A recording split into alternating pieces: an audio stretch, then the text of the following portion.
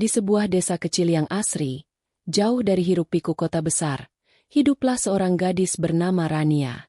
Usianya baru 22 tahun, namun beban hidup yang ia pikul membuatnya tampak lebih dewasa dari usianya. Ayahnya telah lama meninggal, ibunya sakit-sakitan, dan adik-adiknya masih kecil. Setiap pagi, Rania membantu ibunya di ladang, lalu menjual hasil panen ke pasar demi bertahan hidup. Meski hidup pas-pasan, Rania dikenal sebagai gadis yang sopan, jujur, dan pekerja keras. Ia tak pernah mengeluh, bahkan ketika teman-temannya memilih merantau ke kota untuk mencari kerja. Suatu hari, saat sedang membantu tetangganya yang baru kembali dari kota, Rania mendengar kabar tentang seorang pria kaya yang mencari pengasuh untuk anak-anaknya. Katanya dia duda, anaknya 3. Istrinya baru saja meninggal karena kecelakaan. Cerita Bu Lastri, tetangga Rania. Semua pengasuh yang pernah dicoba ditolak sama anak-anaknya. Mereka trauma. Tambahnya, Rania hanya diam. Ia tahu betapa sulitnya bekerja di rumah orang kaya. Tapi di saat yang sama, ibunya semakin lemah dan biaya pengobatan makin tinggi. Hatinya diliputi dilema. Malam harinya, saat sedang menyiapkan bubur untuk ibunya, Rania memberanikan diri berbicara. "Bu, kalau ada pekerjaan di kota, bolehkah Rania coba?" Sang ibu menatapnya lirih, lalu menggenggam tangan putrinya. "Asal kau hati-hati, Nak. Jangan pernah kehilangan kebaikan hatimu." Keesokan harinya, dengan membawa baju secukupnya dan alamat dari Bu Lastri, Rania menumpang truk sayur menuju kota besar, menuju kehidupan yang sama sekali asing baginya. Ia tak tahu, langkah kecilnya hari itu akan mengubah nasib seluruh keluarganya. Dan di rumah megah berlapis marmer putih, Adrian Darmawan, seorang miliuner berusia 38 tahun, menatap foto mendiang istrinya dengan tatapan hampa. "Aku lelah, semua pengasuh itu hanya datang demi uang," gumamnya. "Anak-anak tak butuh profesional. Mereka butuh seseorang yang tulus." Dan di saat itulah, pintu besar rumah itu akan terbuka untuk Rania, gadis desa yang akan mengubah hidup semua orang di dalamnya. Langit kota Jakarta siang itu tampak mendung ketika mobil hitam berhenti di depan gerbang rumah mewah bergaya klasik Eropa. Rania turun dengan langkah ragu. Tangannya menggenggam tas kecil berisi pakaian dan sedikit bekal dari ibunya. Matanya terbelalak saat menatap kemegahan rumah di hadapannya, lebih besar dari balai desa di kampungnya. Pintu dibuka oleh seorang wanita berseragam rapi bernama Bu Retno, kepala rumah tangga yang bekerja di rumah itu selama 10 tahun. "Kamu, Rania ya?" tanyanya tanpa senyum. Rania mengangguk sopan. "Iya, Bu. Saya yang datang untuk melamar sebagai pengasuh." Bu Retno mengamati penampilan Rania dari atas ke bawah, lalu mendecap pelan. "Penampilanmu terlalu desa." Tapi Tuan Adrian bilang, dia ingin seseorang yang berhati, bukan bergelar. "Kita lihat saja." Rania dibawa masuk ruang tamu yang luas, dengan dinding marmer dan langit-langit tinggi berhias lampu gantung kristal. Ia duduk rapi menanti, jantungnya berdegup kencang. Beberapa menit kemudian, muncul sosok lelaki berwibawa dengan setelan abu-abu gelap. Itulah Adrian Darmawan. Wajahnya tampak lelah dan dingin. Tanpa basa-basi, ia duduk di depan Rania dan bertanya langsung. "Kamu belum pernah mengasuh anak?" "Belum, Pak. Tapi saya biasa menjaga adik-adik saya di rumah." "Kamu siap menghadapi 3 anak yang belum bisa menerima kepergian ibunya?" "Saya tidak tahu apakah saya siap, Pak. Tapi saya akan mencoba sebaik mungkin. Saya hanya ingin membantu keluarga saya." Adrian menatap Rania sejenak. Ia melihat sesuatu yang tak ia temukan dari para pelamar sebelumnya. Ketulusan. "Baik. Kamu mulai hari ini." Tanpa banyak penjelasan, Rania langsung diantar ke lantai 2, ke sebuah kamar anak-anak yang luas. Di sana, 3 anak Adrian sedang duduk diam. Naila, 10 tahun, si sulung yang pendiam dan penuh kemarahan. Kenzo, 7 tahun, sering menangis diam-diam dan sulit didekati. Aruna, 4 tahun, masih terlalu kecil untuk memahami apa yang terjadi. "Anak-anak, ini Mbak Rania. Dia akan membantu merawat kalian, kata Bu Retno. Tak satu pun dari mereka menoleh. Naila bahkan berdiri, menatap Rania sinis. Kami tidak butuh pengasuh baru. Kalian semua cuma pura-pura baik. Kalian bukan mama. Ucapan itu menusuk hati Rania. Tapi ia tidak menjawab. Ia hanya menunduk dan berkata pelan. Aku bukan mama kalian. Tapi, kalau kalian butuh teman, aku ada di sini. Naila memalingkan wajah. Kenzo menangis diam-diam. Aruna menatap kosong. Dan Rania sadar, ini bukan sekadar pekerjaan. Ini adalah medan ujian bagi ketulusan hatinya. Pagi pertama Rania di rumah Adrian dimulai dengan ketegangan. Ia bangun lebih awal dari semua penghuni rumah. Menyapu lorong panjang lantai 2 sebelum turun ke dapur untuk membantu para staf menyiapkan sarapan. Namun, kehadirannya tidak disambut hangat. Kalau kamu mau sok rajin, silakan. Tapi jangan harap semua orang di sini suka kamu. Sindir Mbak Lucy, salah satu pembantu senior. Rania hanya tersenyum dan tetap membantu. Walau matanya sembab karena tak bisa tidur semalaman, memikirkan tatapan dingin anak-anak semalam. Saat sarapan, ia mencoba menyapa dengan lembut. Selamat pagi, Naila, Kenzo, Aruna. Kalian mau aku bantu ambilkan susu atau roti? Tidak ada jawaban. Kenzo bahkan memalingkan wajah. Aruna menunduk, dan Naila menatap tajam. Kami bisa ambil sendiri. Kami bukan bayi, ujar Naila ketus. Adrian, yang duduk membaca koran, melirik sekilas tapi tak ikut campur. Ia seolah ingin melihat bagaimana Rania akan menangani sendiri situasinya. Hari itu, Rania mencoba berbagai cara untuk mendekati anak-anak. Ia membacakan dongeng untuk Aruna, membantu Kenzo menyusun puzzle, dan menyelipkan catatan kecil bergambar untuk Naila. Tapi semuanya diabaikan. Saat sore menjelang, Rania menemukan salah satu boneka Aruna di taman belakang dalam kondisi rusak. Sepertinya disengaja. Mbak jangan sok dekat, ujar Naila tiba-tiba dari belakangnya.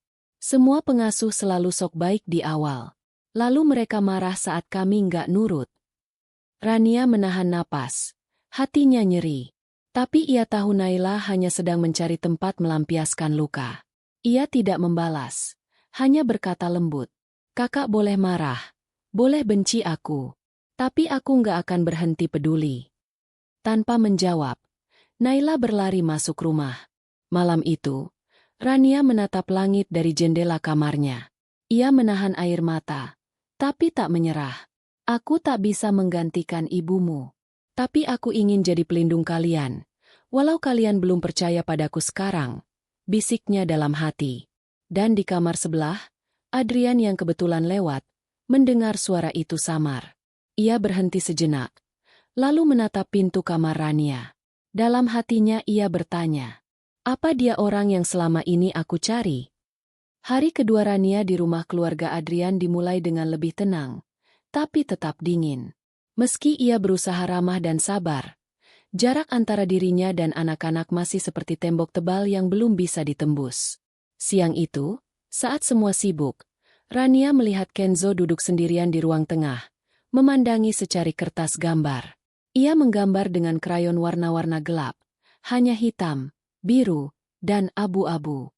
Wah, gambar siapa itu, Kenzo? Tanya Rania sambil duduk pelan di lantai agar sejajar dengan anak itu. Kenzo tidak menjawab. Ia hanya menunjukkan kertas itu sebentar lalu buru-buru menunduk lagi. Di gambar itu, ada sosok anak kecil berdiri sendirian di bawah hujan, sementara sosok wanita yang samar-samar digambar seakan sedang pergi menjauh. Apakah itu kamu? Tanya Rania hati-hati. Kenzo menggigit bibirnya dan akhirnya mengangguk pelan. Rania tidak menekan lebih jauh. Ia tahu, kadang yang dibutuhkan anak bukan pertanyaan, tapi kehadiran yang sabar. Ia duduk di samping Kenzo selama beberapa menit dalam diam, hanya menemaninya menggambar. Beberapa jam kemudian, Bu Retno datang tergesa-gesa. Mbak Rania. Aruna menghilang. Tidak ada di kamar atau taman. Tanpa pikir panjang, Rania langsung berlari mencari Aruna ke sekeliling rumah. Jantungnya berdebar kencang.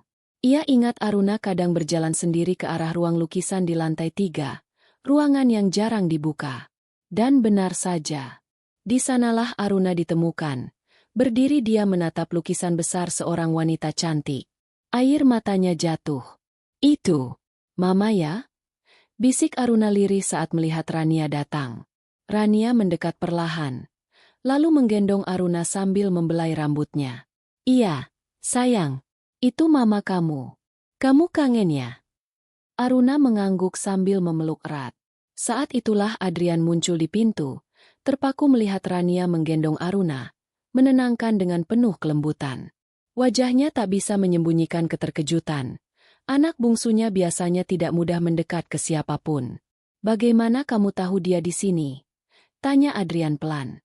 Aku hanya membayangkan tempat di mana anak kecil merasa paling dekat dengan orang yang dia sayang. Jawab Rania lembut. Adrian tak menjawab, hanya menatap dalam. Untuk pertama kalinya, ia melihat seseorang yang memahami anak-anaknya, tanpa harus banyak bicara. Dan dari balik tangga, Naila mengintip diam-diam. Wajahnya sulit dibaca. Tapi sorot matanya mulai berubah, dari benci, menjadi ragu. Keesokan harinya, suasana rumah terasa berbeda. Aruna mulai mengikuti Rania kemanapun ia pergi, bahkan duduk di pangkuannya saat sarapan. Kenzo pun mulai lebih terbuka, meski masih pemalu. Tapi satu hal tak berubah, Naila masih menyimpan amarah dalam diam.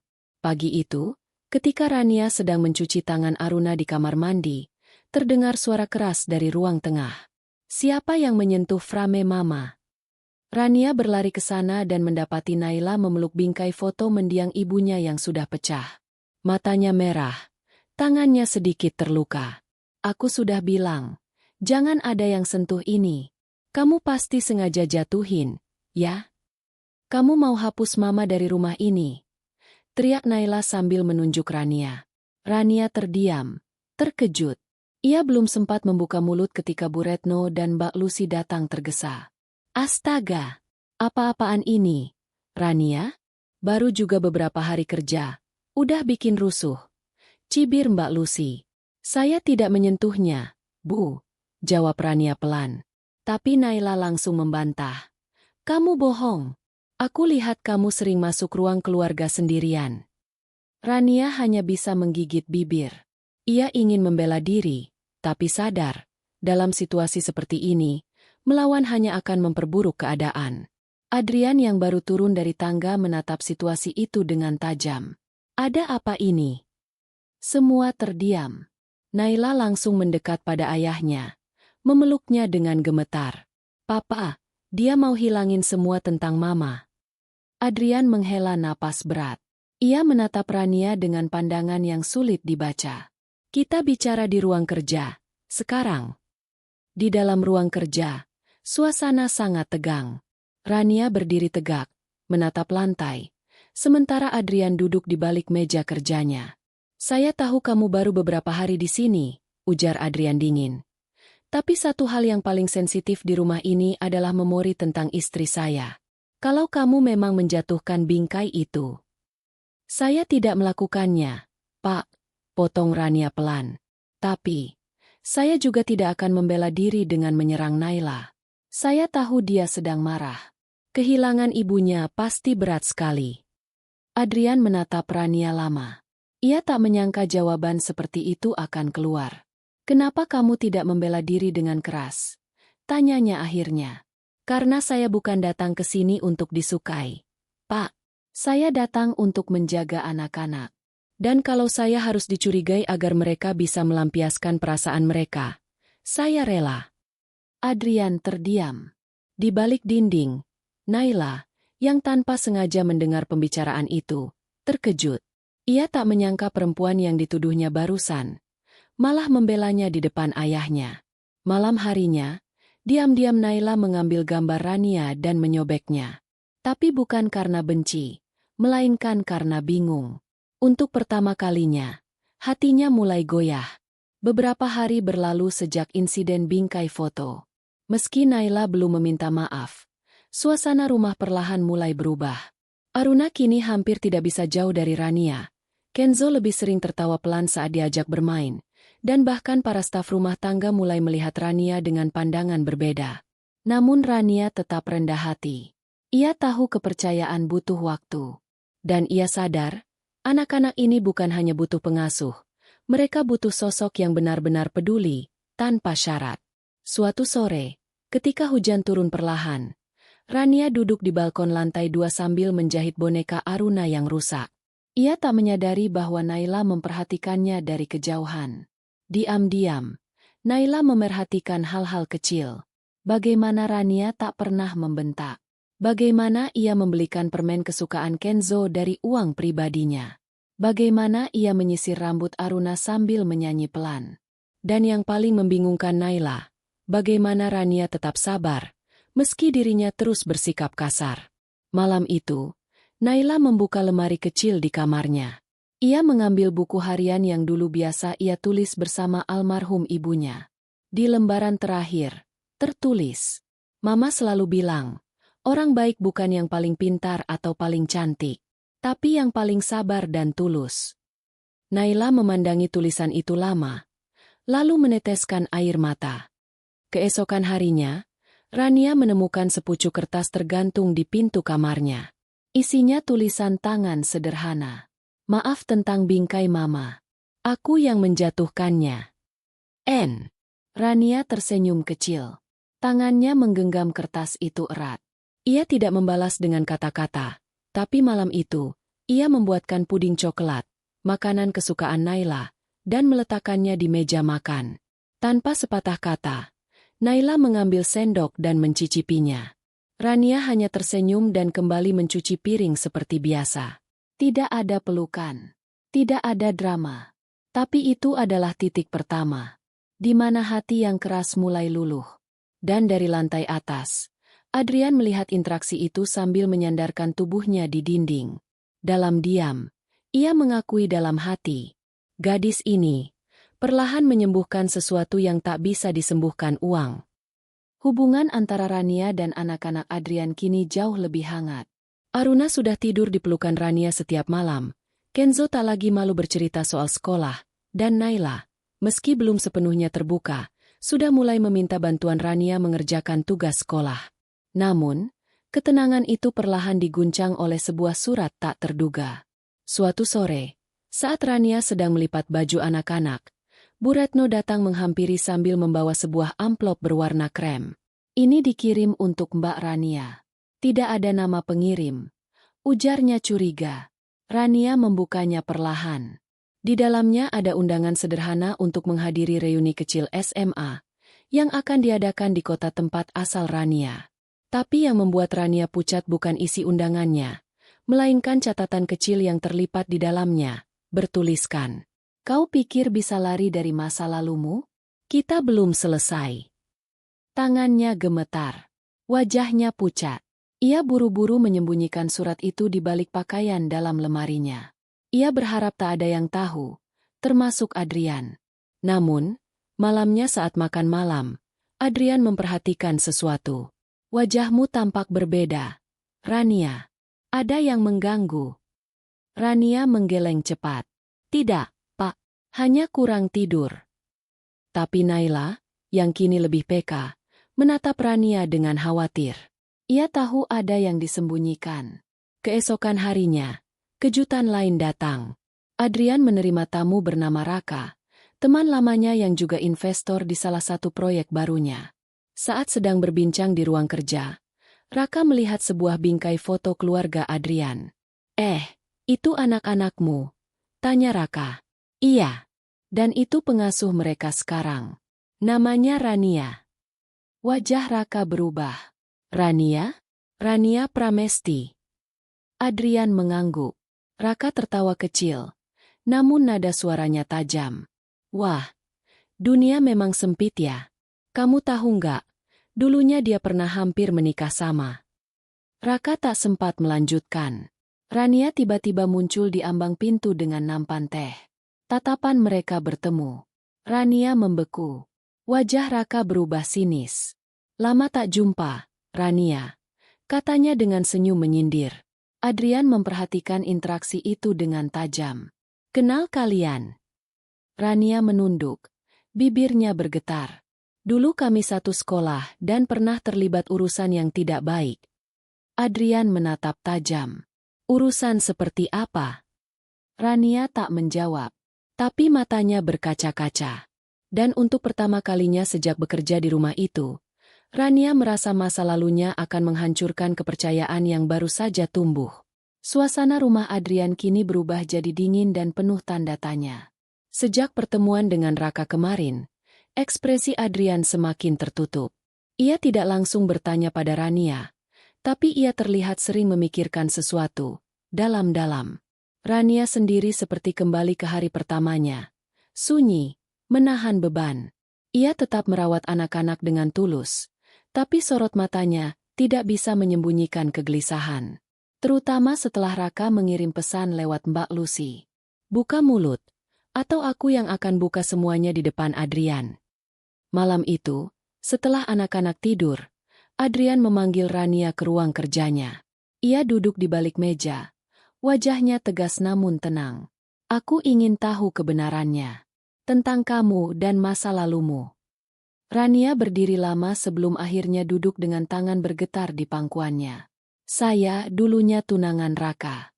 Kami bertemu sejak SMA dan saya sangat mencintainya. Tapi setelah kuliah, dia mulai berubah. Memaksa saya menyerahkan tabungan keluarga yang saya simpan untuk bisnis yang ternyata fiktif. Saat saya sadar ditipu, dia justru menuduh saya mencuri uangnya. Adrian terdiam. Kenapa kamu tidak lapor polisi? Saya tidak punya bukti. Dan keluarga saya saat itu malah lebih percaya padanya. Saya kehilangan segalanya. Pak, nama baik, pekerjaan, dan bahkan orang tua saya membuang saya karena malu. Suara Rania mulai pecah. Tapi ia lanjutkan. Saya pergi ke kota ini untuk memulai hidup baru. Saya pikir, tak akan pernah bertemu dengan bagian hidup saya yang lama lagi. Tapi ternyata saya salah. Adrian menatapnya lama. Tak ada kemarahan. Tapi ada ketegangan dalam pandangannya. Kamu tahu, kalau semua ini terbukti bohong, kamu bisa kehilangan semua yang sudah kamu bangun di sini. Saya tahu, ujar Rania pelan. Tapi saya tidak pernah bohong tentang satu hal, perasaan saya pada anak-anak Bapak. Saya mencintai mereka seperti keluarga saya sendiri. Tiba-tiba, pintu diketuk. Naila berdiri di ambang pintu. Ia menatap Rania dan ayahnya dengan sorot tajam namun berani. Ayah, katanya. Aku dengar semuanya. Dan aku percaya Mbak Rania. Rania menoleh kaget. Naila masuk perlahan. Lalu memeluk Rania dari samping. Kalau orang lain boleh salah di masa lalu, kenapa Mbak Rania nggak boleh? Lagi pula, sekarang dia satu-satunya orang yang bikin rumah ini hangat lagi. Adrian tampak tertegun. Ia melihat putrinya, yang selama ini keras kepala, bisa berkata begitu. Dan dari tatapan Naila, ada ketulusan yang tak bisa dibantah. Untuk pertama kalinya, suara Adrian melembut. Saya akan selidiki semua ini, dengan kepala dingin. Tapi saya percaya satu hal, orang yang bisa mengubah anak saya jadi selembut ini, pasti bukan orang jahat. Rania menunduk. Air matanya jatuh diam-diam. Di luar ruangan, Kenzo dan Aruna menunggu sambil membawa gambar mereka, lukisan satu keluarga besar, dengan Rania berdiri di tengah-tengah. Dan dari jauh, Raka yang menyaksikan semua ini lewat mobilnya yang terparkir, mengepalkan tangan dengan wajah penuh dendam. Kalau kau pikir ini selesai, Rania, kau salah besar.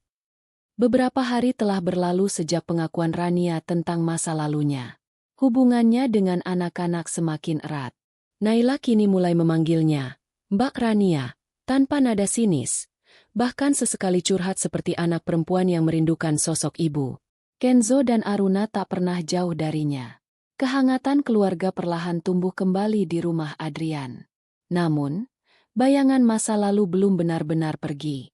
Suatu sore, Adrian bertemu Raka secara pribadi, membawa bukti-bukti transaksi dan pernyataan dari pihak ketiga yang pernah bekerja dengan mereka berdua. Aku tahu kamu menipu Rania dulu. Kamu fitnah dia untuk menutupi kegagalanmu sendiri. ujar Adrian tajam. Raka tertawa kecil. Dan sekarang kau jadi pahlawan untuk pengasuh anak-anakmu itu? Hati-hati, Adrian. Perasaanmu bisa jadi kelemahan terbesarmu. Adrian berdiri tegap. Bukan perasaan, tapi keadilan. Tak lama kemudian, Adrian melaporkan kasus tersebut ke pengacara pribadi, mengumpulkan bukti untuk memulihkan nama baik Rania. Sementara itu di rumah, Rania menerima telepon dari rumah sakit kampung halamannya. Ibunya dirawat akibat tekanan darah tinggi. Rania ragu untuk pulang karena khawatir meninggalkan anak-anak. Namun, Naila, yang mendengar diam-diam, mendekatinya malam hari. Pergilah, Mbak. Aku yang jaga adik-adik. Mereka juga bisa belajar mandiri. Lagi pula ibu itu segalanya, kan? Air mata Rania tak bisa dibendung. Ia memeluk Naila erat, bukan lagi seperti majikan dan pengasuh, tapi seperti kakak dan adik. Keesokan harinya, Adrian sendiri yang mengantar Rania ke terminal. Dalam perjalanan, keduanya tenggelam dalam diam yang hangat. Sesampainya di terminal, Rania menatap Adrian. Terima kasih sudah percaya, Pak. Adrian menatapnya dalam-dalam. Saya yang seharusnya berterima kasih. Karena kamu telah menyembuhkan hati anak-anak saya, dan mungkin juga hati saya. Mereka tak berpelukan. Tapi ada perasaan yang tumbuh, diam, perlahan, tapi pasti. Perasaan yang belum mereka akui. Tapi sudah saling dipahami. Di rumah, anak-anak membuat video pendek ucapan semangat untuk Rania. Naila yang merekam, Kenzo yang bernyanyi, dan Aruna yang berkata, "Cepat sembuh, Nenek. Rania sayang keluarga." Dan malam itu, di kampung halamannya, Rania menonton video itu sambil memeluk ibunya yang sedang terbaring. Ia tak menyangka, perjalanan hidup yang penuh luka bisa membawanya ke tempat yang kini ia sebut rumah. 2 minggu berlalu sejak Rania kembali ke kampung halamannya untuk merawat ibunya. Selama itu pula rumah Adrian seakan berbeda, sunyi meski lengkap. Anak-anak sering bertanya kapan Rania pulang, dan bahkan Naila mulai merasa kehilangan sosok yang telah ia anggap sebagai kakak dan pelindung. Adrian pun merasakannya. Setiap kali ia duduk di meja makan, ia menatap kursi kosong yang biasa ditempati Rania. Di kamarnya, ia masih menyimpan bros kecil milik Rania yang pernah tertinggal, seakan menjadi pengingat betapa besar pengaruh kehadiran wanita itu di hidup mereka. Suatu sore, setelah pulang dari kantor, Adrian membuka ponselnya. Ada pesan dari Rania. "Ibu sudah membaik. Saya akan pulang lusa, jika bapak dan anak-anak tidak keberatan." Adrian membaca pesan itu lama, lalu membalas singkat. "Kami justru menunggu sejak kamu pergi. Rumah ini tidak lengkap tanpamu." 2 hari kemudian, mobil travel berhenti di depan rumah besar itu. Pintu pagar terbuka perlahan. Rania turun dengan koper kecil dan tas selempang. Rambutnya dikepang sederhana. Wajahnya tampak lelah tapi tenang. Tiba-tiba, Aruna berlari dari dalam rumah. "Rania ah!" teriaknya senang. Kenzo ikut berlari di belakangnya dengan wajah bahagia. Naila berjalan di belakang sambil menahan senyum. Lalu ikut memeluk Rania singkat. "Selamat datang di rumah, Kak Rania," ucap Naila pelan tapi tulus. Air mata Rania menetes. Ia tak menyangka akan disambut seperti ini.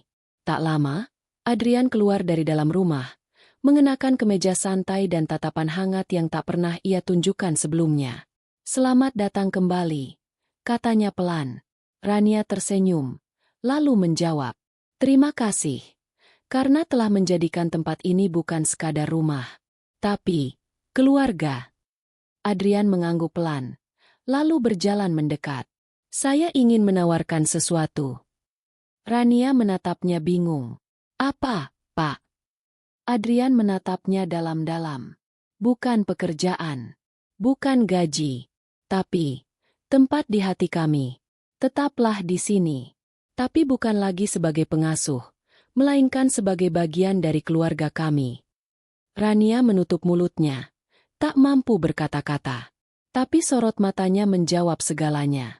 Dari balik jendela, Bu Retno menangis haru. Para staf rumah tangga tersenyum. Dan langit senja menghangatkan halaman rumah itu seperti menyambut awal yang baru. Epilog. Beberapa bulan kemudian, Rania resmi menikah dengan Adrian dalam sebuah acara sederhana, dihadiri keluarga kecil dan sahabat dekat. Naila menjadi pendamping wanita. Kenzo dan Aruna jadi pembawa bunga. Semua orang yang dulu ragu, kini percaya. Cinta tidak harus datang dari tempat yang sempurna. Kadang, ia lahir dari luka, tumbuh lewat pengorbanan, dan mekar dalam ketulusan. Dan gadis desa itu, akhirnya menemukan rumahnya yang sejati. Bukan karena megahnya bangunan, tapi karena hati-hati yang akhirnya menerimanya sepenuhnya.